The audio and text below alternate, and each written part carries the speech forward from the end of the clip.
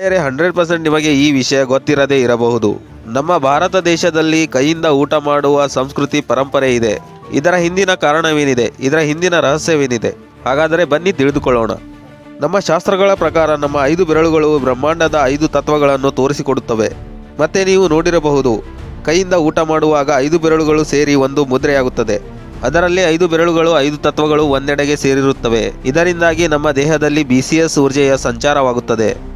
ನಮ್ಮ ಮೆದುಳು, ಹೃದಯ ಮತ್ತು ನಮ್ಮ ಹೊಟ್ಟೆಯನ್ನು ತಕ್ಷಣ ಆಕ್ಟಿವ್ ಮಾಡುತ್ತದೆ.